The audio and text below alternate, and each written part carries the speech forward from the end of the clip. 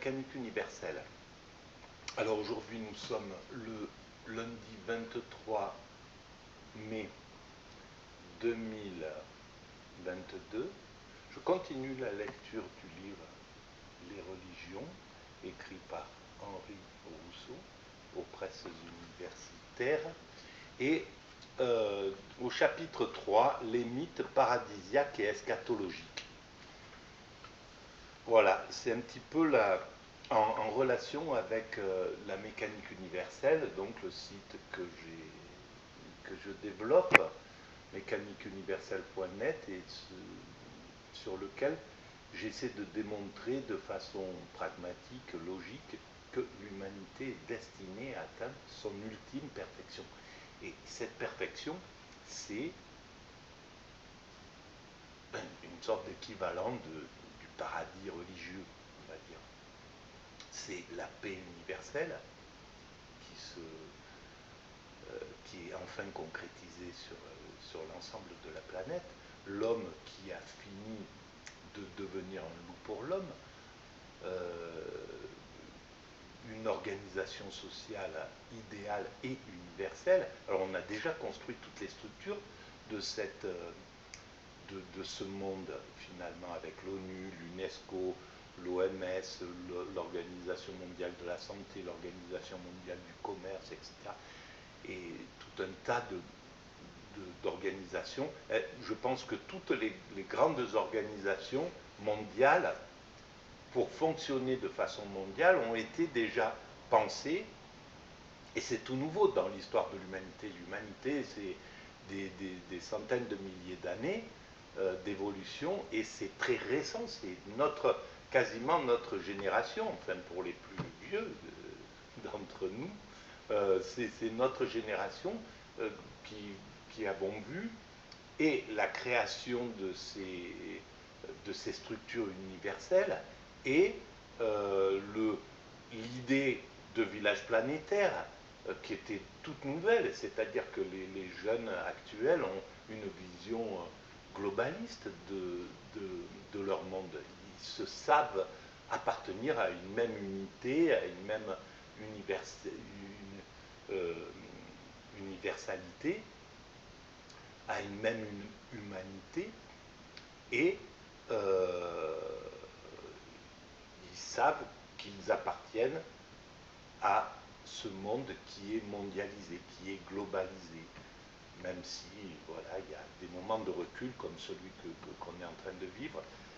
Je pense qu'à chaque fois que l'humanité accélère, elle commet toutes les erreurs de son accélération. Ça a été le cas du néolibéralisme qui, depuis les années 80, quand le libéralisme a vaincu son concurrent, qui était le communisme, il est rentré dans un état de toute puissance, il s'est développé, donc il a développé la mondialisation, et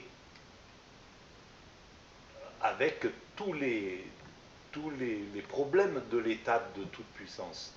Quand un individu accède à la toute-puissance, il peut en abuser, et la plupart du temps d'ailleurs il en abuse, parce que voilà, c'est humain d'une certaine façon. Donc le libéralisme, en devenant le néolibéralisme, en étant tout puissant, il a abusé de cette toute-puissance. Il a thésaurisé les médias, donc en faisant ça, il s'est privé d'un esprit critique, et moins il était critiqué et plus il rentrait dans le délire autocratique, en somme, et c'est ce qu'on voit peut-être un peu moins dans l'Europe occidentale, mais dans bien des pays, l'oligarchie a pris le pouvoir totalement, mais même en Europe occidentale, on peut dire que c'est les oligarques aujourd'hui qui font plus ou moins la politique, c'est eux qui...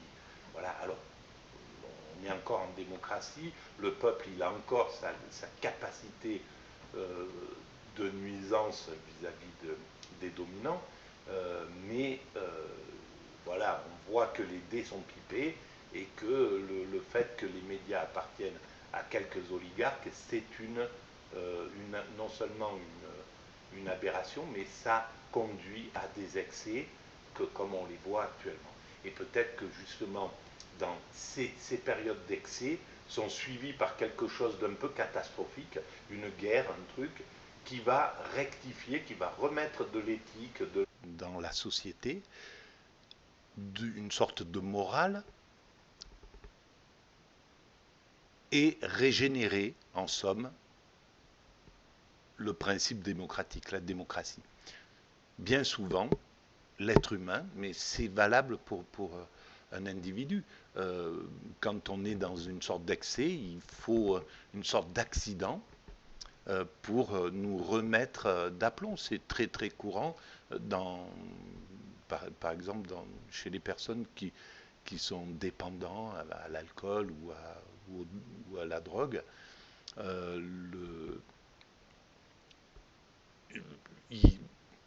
Ce qui va pouvoir les sortir de cet état-là, c'est un arrêt brutal, un choc, un accident, un problème, et qui vont les remettre dans un système de réalité. Parce qu'on est dans un système hors réalité quand on est dépendant à une substance. Et le marché, le libéralisme, l'ultralibéralisme est dépendant à l'enrichissement rapide, à cette accélération du temps, à cette ivresse qu'on connaît depuis 40 ans, hein, voilà, qui est montée crescendo et qui fait que les sociétés ont cherché à s'enrichir rapidement, à construire des structures incroyables. Et ça a été très très positif aussi, hein. Il faut regarder le positif, il y a toujours le positif dans l'évolution et le côté négatif. Mais par exemple, les réseaux sociaux, c'est né là, dans cette période de mondialisation accrue, dans cette accélération, et on voit le résultat. Ils ont fédéré ils ont ouvert la planète, ils ont permis l'accès à la planète à chaque être humain,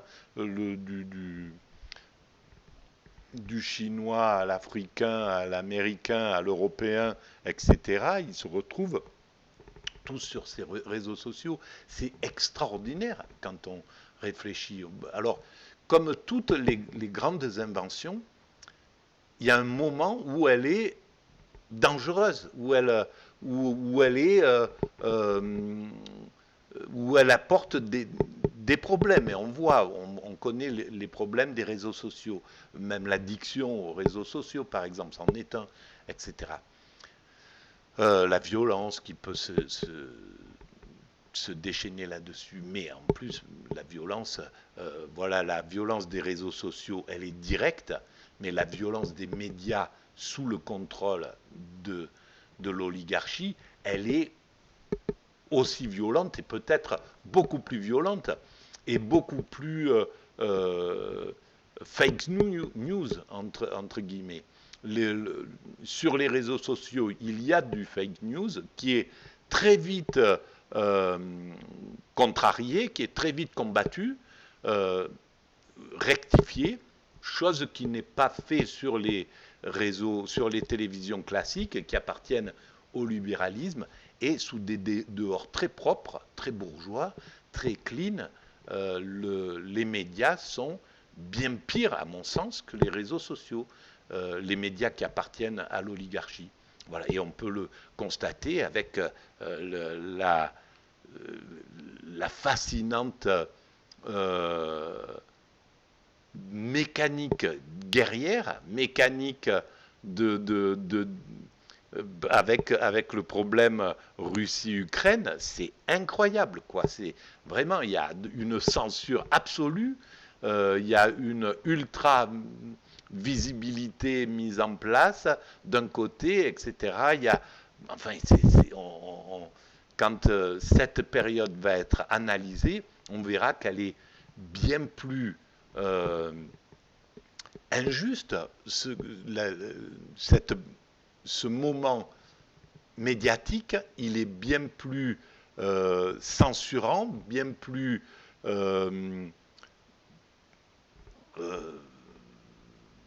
négatif que les médias qui étaient sous le contrôle des politiques à l'époque de la guerre du Vietnam ou à l'époque, voilà, avant les années 80.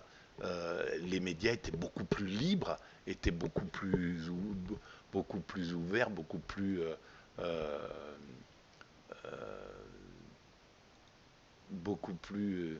justes et beaucoup plus proches du peuple que ne le sont les médias actuels. C'est incroyable. Quand on regarde ce qui se passe actuellement depuis le déclenchement de cette guerre et qu'on a un esprit suffisamment critique, qu'on peut aller regarder les informations, prendre des informations un peu partout, on est complètement choqué par la façon dont les médias travaillent actuellement. Bon, bref, voilà. Et donc, ben voilà, comme d'habitude, je commence sur quelque chose qui se veut spirituel et qui est déterminé à parler du spirituel, et on arrive à la politique parce que c'est un moment un peu charnière de l'humanité. Alors, là je continue cette réflexion dans ces mythes paradisiaques. Alors on a vu chez les Indiens Tupi-Guarani, ensuite on a vu que c'était aussi présent dans le mythe scandinave qui raconte la suite du meurtre du jeune dieu souverain Baldr, inspiré par le démoniaque Loki. Il y a toujours la lutte du bien et du mal. Et là, on va regarder ce qu'il se passe, la façon dont la spiritualité en Iran, le masdéisme, voyait cette aventure de l'humanité, cette origine dans le paradis et cette finalité paradisiaque aussi. Hein, voilà. Alors je lis et je découvre en même temps et je commente, je digresse. Donc en Iran, la doctrine masdéenne tardive affirme l'existence initiale d'une création bonne et purement spirituelle. Voilà, une naissance dans le paradis.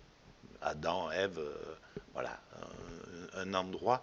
Toutes les grandes religions ont cette vision, hein, d'une arrivée dans le paradis. Alors, dans les autres vidéos, vous pouvez voir, mais sur la mécanique universelle, je développe ça de façon plus précise. Mais cette idée de paradis, c'est simplement l'idée du moment où l'homme était dans l'inconscience, il était animal. Donc dans cette partie animale, c'est ce qu'on retrouve chez nos cousins singes, chez les autres primates, la façon dont ils vivent. On pourrait la voir sous un angle paradisiaque. Si on enlevait le danger permanent, si on enlevait la compétition violente, si on enlevait l'abus de son congénère, si on enlevait la thésaurisation des privilèges, etc. Tout ce que les pulsions qui sont passées dans l'humanité, hein, qui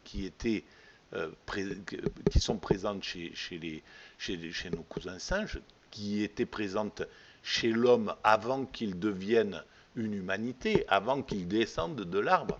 En somme, quand nous étions des primates naturels, on était soumis à toutes ces pulsions, et ces pulsions sont restées dans notre évolution. Nous les avons cultivées, nous les avons fait passer dans la culture. Le dominant, il est toujours dominant, il devient voilà, il monte dans la hiérarchie politique pour dominer, par exemple, quand il a ce désir de dominer, etc. Donc on a toujours cette base. Sauf que quand en le passant dans la culture, on peut travailler dessus. On peut brimer un dominant et l'empêcher d'abuser de ses congénères. Voilà un homme politique qui monte dans un système démocratique, par exemple, un homme politique qui devient tout puissant et qui fait des malversations, il peut être renversé, il peut être condamné, etc. Chez nos cousins singes et chez nous, quand nous étions des primates naturels, voilà, un dominant qui prend le bien de son congénère ou qui le frappe, personne, il n'y a pas de loi qui l'empêche. Voilà, il y a effectivement une sorte de morale qui est déjà présente, parce que même la morale traverse dans l'humanité. Même il y a une morale instinctive dans la nature. Voilà, ça, je vous renvoie à la mécanique universelle. Je développe cette question-là. Voilà, mais ce paradis, c'était un paradis qui n'est pas vraiment paradisiaque. Et il suffit de regarder les émissions Retour à l'instinct primaire pour voir que c'est pas gagné de retourner vivre comme nos cousins, comme nos cousins chimpanzés. Et pourtant, ils sont bien protégés, bien structurés, voilà. Non, c'est pas le paradis. Mais symboliquement, c'est le paradis. On était dans la nature, on connaissait pas le complexe, voilà. Adam et Ève, on n'était pas liés à la perversion, etc., etc.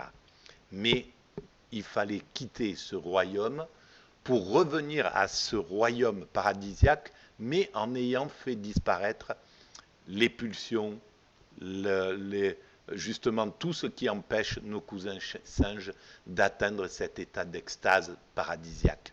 Et on va vers cet état d'extase paradisiaque. C'est ce que je démontre sur la mécanique universelle. Point net. Alors, donc, je reprends. En Iran, la doctrine mazdéenne tardive affirme l'existence initiale d'une création bonne et purement spirituelle, sous la menace d'Ahriman, le dieu bon Hormazd est contraint de matérialiser sa création, sur laquelle se jette son démoniaque adversaire. Alors, matérialiser sa création, est-ce que ce n'est pas le principe créateur, justement? Le principe créateur qui serait le vide quantique avant la création de l'univers. Une partie de la science nous dit qu'il y a une sorte de vide palpitant, il y a le potentiel de l'univers, mais ça serait une sorte de vide qui aurait en potentialité la création de l'univers et qui d'un seul coup va projeter l'univers. Par quel moyen, on ne le sait pas, mais si c'est le Big Bang avec une sorte de puissance atomique qui n'est même pas imaginable, la puissance qu'il faut à cet instant T, juste au moment du mur de Planck, pour pour faire cet univers, pour que cet univers se matérialise. Alors est-ce que c'est ça, la matérialisation de l'univers? Peut-être, on pourrait le voir comme ça, dans l'intuition de ces grandes religions, parce qu'en fait, c'était des intuitifs, des hyper-intuitifs qui ont imaginé cette chose-là, mais qui, à mon sens, sont guidés, voilà, bon, mais même si on enlève le côté mystique, c'est tout simplement époustouflant de pouvoir imaginer des idées comme celle-ci. Voilà. Là commence l'histoire qui est une lutte impitoyable des bons et des méchants. Grâce à Zoroastre, qui enseigne la bonne religion, les hommes acquièrent une arme efficace. Bientôt apparaîtra le Sauveur, Saoshyant, annonciateur de la fin des temps. Voilà, et encore une fois, la fin des temps, on peut dire la fin des temps, on peut l'imaginer comme la fin des temps, mais à mon sens, c'est la fin de la notion de temps. Voilà, dans l'état d'extase, le temps disparaît. Comme l'homme peut connaître ces états où le temps disparaît, il est dans l'immédiat absolu et il n'a plus la notion du temps. Eh bien, c'est ça qui disparaît selon moi. Enfin, la lutte finale entre Ormazd et des 7 entités bonnes et Ahriman, soutenu par les 7 archidémons, se terminera par l'écrasement de l'esprit destructeur, son expulsion et sa réduction définitive à l'impuissance. Voilà, ça c'est la doctrine mazdéenne, encore applicable en Iran. Je pense qu'il y a encore une grande partie de la société qui est sous cette religion mazdéenne. Et donc, c'est la victoire du bien sur le mal, voilà, tout simplement. Et le mal, ce qui veut dire que le mal n'est pas une entité réelle au sens propre, puisqu'il est voué à disparaître. Et d'ailleurs, dans l'histoire de l'humanité, si on remarque bien, même quand il s'élève, même quand, voilà, dans les années 30, le mal arrive sur l'humanité, tombe sur l'humanité. Et en quelques années, il prend du pouvoir, il reprend des forces, il commence à dominer les sociétés, les sociétés, on va dire, plus douces, etc., plus démocratiques. Il prend de l'envergure, il part en guerre, il ravage toute l'Europe, il ravage le monde, quelque chose d'incroyablement violent s'abat sur l'humanité, en somme. Et je pense qu'un un être humain qui vivait dans les années 40, 41, 42, 43, il devait imaginer que ça s'arrêterait jamais, que voilà, que même le mal allait gagner. Et au fond, le mal finit toujours par perdre dans toutes les circonstances. C'est comme ça. Donc le mal, il a servi le bien et la progression du bien, parce qu'à la sortie de cette guerre, le bien va prendre une explosion de justice. La société humaine va devenir de plus en plus juste. Elle va se protéger de mieux en mieux des dictateurs, de la dictature, donc des systèmes proches de la nature, parce que c'est un peu ça, l'autocratie ou l'aristocratie, c'est le système, c'est basé sur le système de la nature, c'est-à-dire que c'est un groupe de dominants qui imposent leurs lois à l'ensemble. La démocratie, c'est l'inverse, c'est l'ensemble du peuple, donc c'est les dominés, en somme, qui font émerger les meilleurs du groupe pour les obliger à faire la politique des dominés. C'est pas pour faire la politique des dominants. Le principe, c'est pour ça qu'on dit la souveraineté du peuple. Et c'est quelque chose de magique. La démocratie, ça inverse complètement les lois de la nature. C'est une véritable œuvre d'art. Je vous renvoie à toutes les explications sur mécaniqueuniverselle.net à propos de la démocratie. Il y a plusieurs chapitres là-dessus. Alors, la création sera définitive, sera transfigurée, et les hommes justes jouiront de la félicité paradisiaque. Voilà, et c'est ce que j'essaie de démontrer mécaniquement, sans avoir... J'ignorais que les religions avaient déjà parlé de ça quand j'ai imaginé cette théorie. Et en fait, je me rends compte qu'elle colle à toutes les grandes spiritualités, elle colle avec toutes les grandes philosophie, parce que Platon a pensé déjà des choses similaires ou très proches, bon, et tous les grands philosophes qui ont fait la philosophie, qu'elle soit occidentale, asiatique, africaine, aborigène, ont déjà pensé à ces choses-là. Donc là, les hommes justes jouiront de la félicité paradisiaque. C'est pas que les hommes justes, ça sera l'ensemble de l'humanité qui sera juste. Parce qu'on ne peut pas avoir deux mondes, un monde juste et un monde injuste qui se côtoient. C'est clair que l'humanité, là, il faut qu'elle atteigne sa perfection ensemble, l'ensemble de l'humanité. Sinon, ça serait un véritable danger.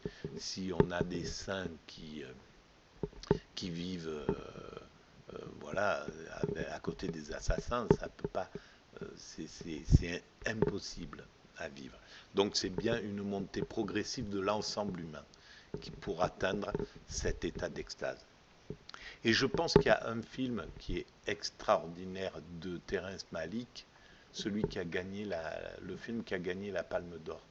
Et je pense que Terrence Malick c'est sur toute la création justement de l'origine du monde jusqu'à une sorte de fin des temps.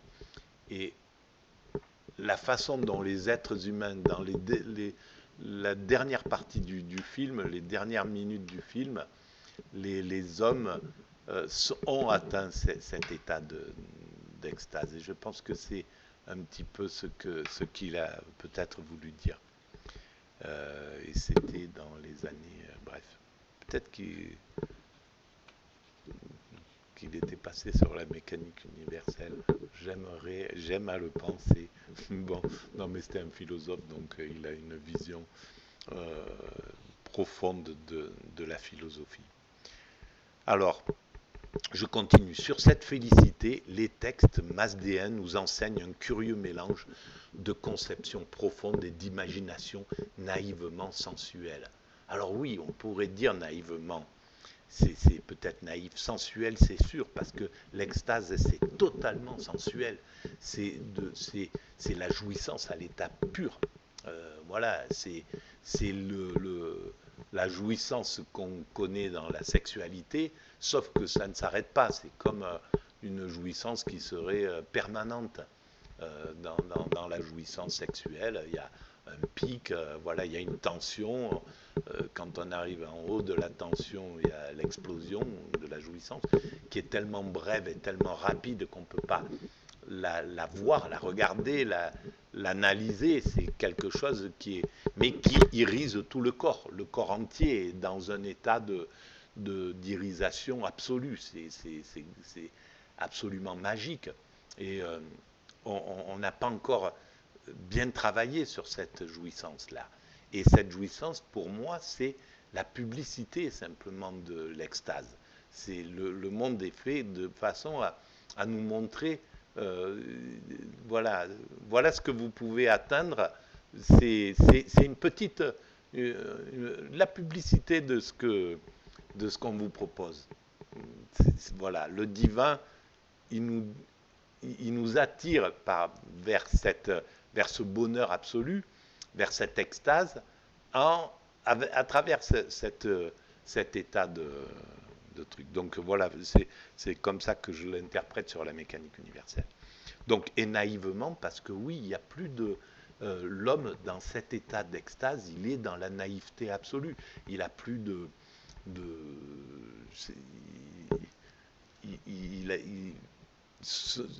il cherche plus il est plus retors, son esprit, il est complètement enfantin, il est voilà, il est sans perversion, sans choses,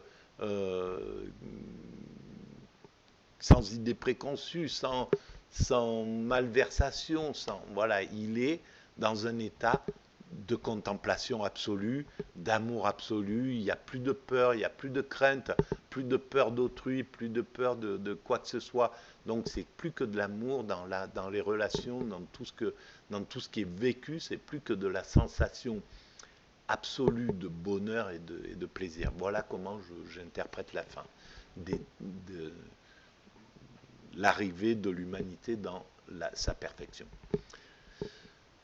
Donc là, il cite un passage. La création sera intégrée à Hormasde. Désormais, il ne sera plus nécessaire de fournir de travail. Les hommes paraîtront âgés de 40 ans, seront immortels et impérissables. Plus besoin de travailler. Mais bien sûr, l'humanité sera entièrement faite techniquement. Voilà, le monde sera résolu techniquement. On aura je ne sais pas comment ça peut se concrétiser, mais on va vers ça. Bien sûr, ça prendra des siècles et des siècles peut-être encore. Mais voilà, partout, il y aura des villages ou des toutes petites villes, des petites structures comme ça qui seront complètement écologiques, complètement indestructibles, complètement ouverte, où tout sera à disposition. Les gens seront peut-être devenus des nomades, se promèneront sur cette terre et voilà, pourront s'installer partout où ils arrivent. Ils auront le gîte, le couvert, voilà, de quoi se nourrir. Et dans l'état d'extase, on n'a besoin de rien pour se nourrir. Donc il y a, voilà. Après, comment la société se sera organisée pour se prolonger, je ne sais pas, pour faire des enfants, etc. Déjà, on construit on ne se rend même pas compte qu'on est en train de travailler sur la possibilité d'engendrer sans être obligé de passer par l'accouchement, etc., par toutes ces douleurs, par toutes ces choses-là. Alors, comment l'humanité va résoudre ça? À mon sens, elle le résoudra, parce que il y a une intelligence énorme, et on ne connaît pas encore la puissance de l'intelligence qui sera à l'œuvre dans 200, dans 300, dans 400 ans, par exemple. On ne sait pas où en sera arrivée l'humanité, mais il est possible qu'elle ait complètement organisé un truc pour que ça soit un véritable paradis, et qu'elle ait compris que c'est son rôle, c'est de faire un paradis sur Terre. Pourquoi? Elle aura peut-être compris pourquoi. C'est sa vocation. Pourquoi nous sommes contraints à atteindre cet état de paradis? Pourquoi nous sommes contraints d'atteindre la perfection? Pour quelle raison? Elle aura peut-être compris cela. Elle aura compris ce que nous appelons Dieu, le divin, le principe créateur. Dans 300, 400, 500 ans, peut-être, je ne sais pas, l'être humain aura compris pourquoi il est sur Terre, quel est son rôle, etc., etc. Donc c'est très possible d'imaginer un monde comme ça parfait. Donc les hommes apparaîtront âgés de 40 ans, seront immortels et impérissables, libres de vieillesse, de décomposition et de pourriture. Voilà, des hommes sont en train de travailler là-dessus. Voilà, il y a une grande partie, et je pense que l'activité pour aller vers l'immortalité physique, et alors que c'est pas le sens, mais bon, justement, j'en parle sur la mécanique universelle. L'immortalité, on l'atteint par l'extase. On meurt physiquement, mais on n'a plus peur de mourir. La mort, ça devient, quand on est dans l'état d'extase, l'état d'extase permettra à l'homme de mourir dans une sérénité absolue. Il mourra comme il s'endort tout simplement. Et ça, dans quelques siècles, ça sera même peut-être dans quelques décennies, on aura compris cette chose-là. À travers l'extase, la mort disparaît, mais on meurt.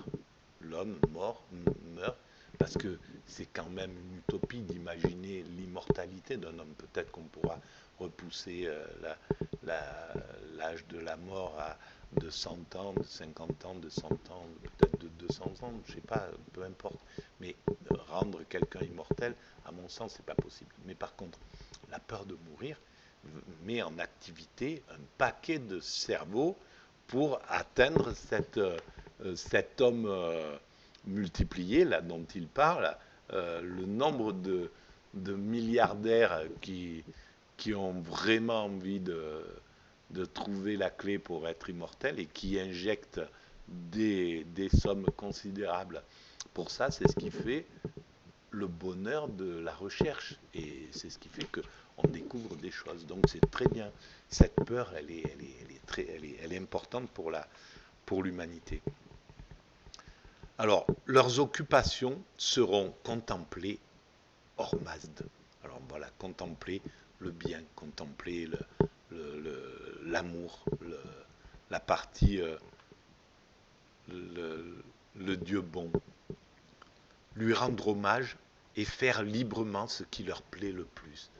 Voilà, on ne peut pas imaginer autre chose que le paradis comme ça. D'ailleurs, chaque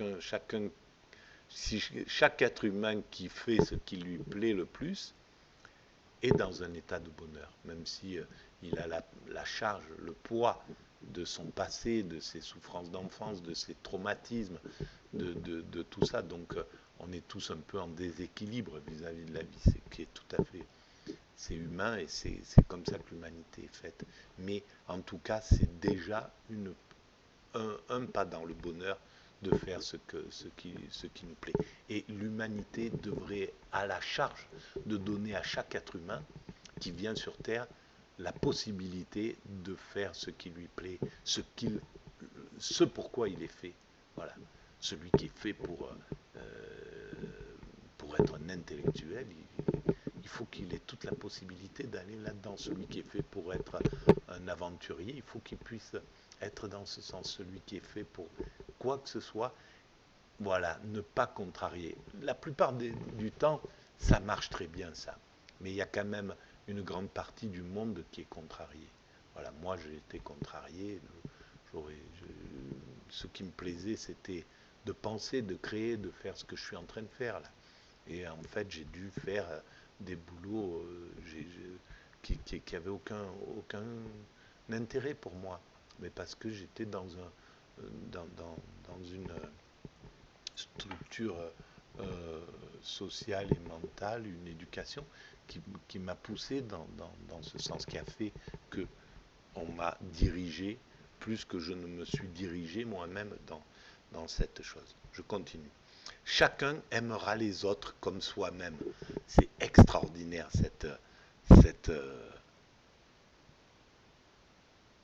cette phrase a une résonance curieusement chrétienne. Il y a probablement emprunt de la part des Mazdéens. Alors est-ce que c'est les Mazdéens qui l'ont emprunté au christianisme ou est-ce que c'est le christianisme qui l'a emprunté aux Mazdéens? Je pense que c'est plutôt le christianisme. Le mazdéisme, il est plus vu à mon sens. Mais bon, je vous renvoie à ça pour en savoir plus sur le mazdéisme. Voilà. Chacun aimera les autres comme soi-même. À atteindre cet état-là, c'est extraordinaire, quoi. C'est tout simple. Ça veut dire qu'il n'y a plus de narcissisme. Le narcissisme, c'est celui qui s'aime bien plus que ses congénères et qui peut les faire souffrir pour son bénéfice, quoi, pour jouir un peu plus. Il n'a pas de mal à abuser de ses congénères pour prendre du plaisir. Mais, à part ce qui vient d'être décrit, le bonheur du corps futur est tel qu'il est impossible à la raison humaine de le saisir et de le rapporter. Voilà, déjà, il pensait que ce n'était pas possible d'imaginer ce futur, mais c'est extraordinaire en fait. L'homme et la femme se désireront mutuellement et s'accoupleront, mais ils ne procréeront point. Je pense que c'est exactement ça. Alors ça marquera peut-être la fin de l'humanité. C'est possible que ça soit la fin, une fin acceptée, déterminée. Bon, ben on a fait ce qu'on devait faire, on a compris pourquoi on devait se séparer des autres primates, devenir une humanité, évoluer. On a tout compris, on est arrivé à atteindre le zénith, et de ce zénith, maintenant, on n'a plus besoin de procréer, donc c'est la fin en douceur de l'humanité. Voilà, c'est très possible que ce soit comme ça. Pourquoi pas? C'est une possibilité. Moi, j'imagine que on aura trouvé un système pour continuer, pour vivre, pour jubiler de ce bonheur éternellement, on va dire. Voilà. En tout cas, c'est parfait si l'homme et la femme se désireront mutuellement et s'accoupleront, voilà, tranquillement, sans souci, et avec le plus grand bonheur, et sans complexe, et sans aucune perversion d'ailleurs. Voilà. Alors, ensuite, alors ça c'est Pahlavi Rivayat qui a écrit ça, ou ça fait partie de, je ne sais pas ce que c'est Pahlavi Rivayat. Donc c'est la doctrine mazdéenne en Iran, c'est la Perse. C'est l'Iran actuellement, c'est la Perse. Et donc là, c'est bien écrit en P-A-H-L-A-V-I R-I-V-A accent circonflexe Y-A-T. Voilà, alors je ne sais pas exactement ce que c'est. Toutes les âmes seront également sans souillure, mais elles ne saisiront pas avec une force égale la beauté de la lumière divine. Leur rang n'est pas tout le même à tous. Leur rétribution étant proportionnelle à leur action. Alors là, je ne suis pas d'accord. Voilà, par exemple. Je pense que on arrive dans l'égalité absolue. Alors, mais je ne vais pas lutter contre des intuitions aussi puissantes et aussi extraordinaires. Hein. C'est parce que il y a de la force, il y a de la force de. Ouais, d'accord. Il y a de la force de création là derrière. Mais à mon avis, c'est l'égalité absolue, parce que simplement, il n'y a plus besoin, même si les hommes sont différents, etc., ils n'ont plus besoin d'être dans un système de compétition, donc c'est un état d'égalité absolue. L'extase, c'est un état d'égalité absolue.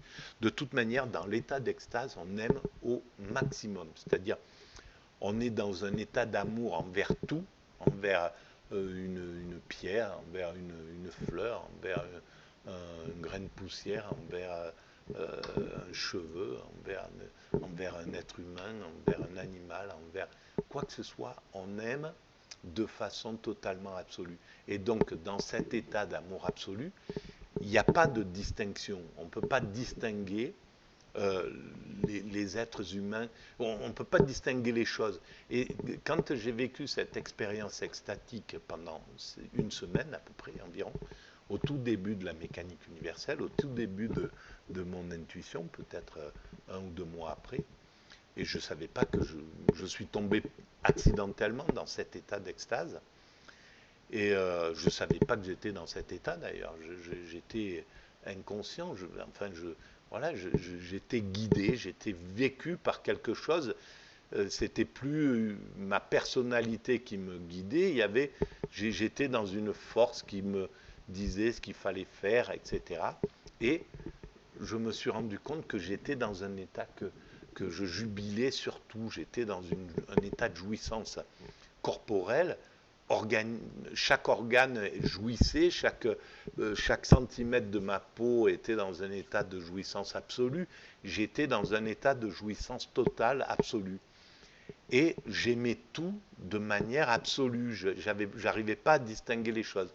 Et ça m'a d'ailleurs un petit peu. Il y a eu une pensée un petit peu. À un moment qui m'a traversé, j'ai vu ma fille. Qui voilà, dans mon imaginaire, j'ai vu le visage de ma fille, et je me suis rendu compte que je ne l'aimais pas plus que mon ordinateur, que la souris, qu'un bout d'ongle, que n'importe quoi. Et je me suis dit, mais est-ce que je vais rester dans cet état? Est-ce que je pourrais plus la distinguer? Ça m'a un peu piqué. Ça n'a pas duré, ça a été très fugace. Et en fait, ça m'a permis après, donc c'est vraiment incroyable ce qui s'est passé dans cet état d'extase. Parce que ça aurait pu me sortir de l'état d'extase. Non, j'ai continué, je suis allé jusqu'au bout de cet état d'extase. Et quand je me suis souvenu quelques mois après de cet état, quand je l'ai analysé, quand je l'ai écrit, j'ai dit, tiens, mais voilà, j'ai vécu ça, ça, ça et ça. J'ai compris, ça m'a permis, par exemple, cette idée fugace de voir que je ne pouvais plus distinguer les êtres humains entre eux. Je ne pouvais pas aimer plus ma fille que quelqu'un d'autre ou quoi que ce soit. C'était quelque chose d'assez stupéfiant parce qu'on n'est pas habitué à ça. On a besoin de distinguer les choses, de préférer telle personne à telle autre, etc. C'est une sorte de besoin dans la vie ordinaire, on a besoin de ça. Et là, je ne pouvais pas, et donc c'est vraiment incroyable. Et ça m'a permis de comprendre que c'est parce que j'aimais tout au niveau absolu. J'étais dans un amour absolu de tout, de toute la création. J'étais en éveil absolu sur toute la création. Voilà. Et donc, évidemment, je ne pouvais pas distinguer les choses. Voilà. Donc, et là, ça finit par... Ça, c'est sélection de Zatspram. Voilà. C'est la sélection de Zatspram. Bon, je vais vous mettre cette petite... Mais c'est pas... Non, c'est pas le top. Mais bon, voilà, pour ceux qui voient, si vous faites un arrêt sur image, vous pouvez lire ce que je viens de dire. Voilà. Voilà. En tout cas, je vous remercie de votre écoute et puis à très bientôt. On continuera. Voilà. Demain, ça sera, ou tout à l'heure, je ne sais pas, ça sera le messianisme en Israël. Voilà.